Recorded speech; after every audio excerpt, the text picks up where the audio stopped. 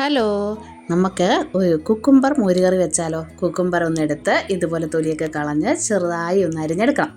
അതിനുശേഷം നമ്മൾ ഒരു മിക്സിയുടെ ജാറിൽ ഒരു 3-4 സ്പൂണ് തേങ്ങ, അത്രയും മതി, 2 അല്ലി വെളുത്തുള്ളി, ഒരു കഷ്ണം ഇഞ്ചി, അതുപോലെ കുറച്ച് ഒരു 3-4-5 കുരുമുളക്, പച്ചമുളക്, 2 പച്ചമുളക്, എരിയുടെ അനുസരിച്ചാണ് ഞാൻ 2 പച്ചമുളക് എടുത്തിട്ടുണ്ട്.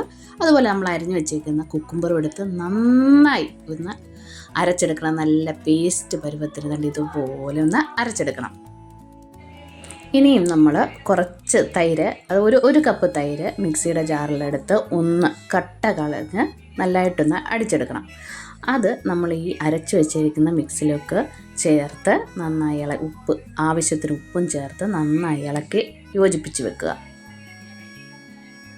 ഈ കുക്കുംബർ നമ്മുടെ വീട്ടിലുണ്ടായതാണേ, അതാ നമുക്ക് ഇത്രയും സന്തോഷം. പിന്നീട് ഒരു പാൻ അടുപ്പത്ത് വെച്ച് വെളിച്ചെണ്ണയാണ് ഒഴിക്കേണ്ടത്. വെളിച്ചെണ്ണ ഒഴിച്ചു, കടുക് പൊട്ടിച്ചു, കൂട്ടത്തിൽ ഒരു നുള്ളു ജീരകം പൊട്ടി വരുമ്പോഴത്തേന് ചെറുതായി അരിഞ്ഞു വെച്ചിരിക്കുന്ന കൊച്ചുള്ളി, കറിവേപ്പില, അതുപോലെ തന്നെ വറ്റൽ മുളകും കൂടെ ചേർത്ത് നന്നായി ഒന്ന് മൂപ്പിച്ചെടുക്കുക.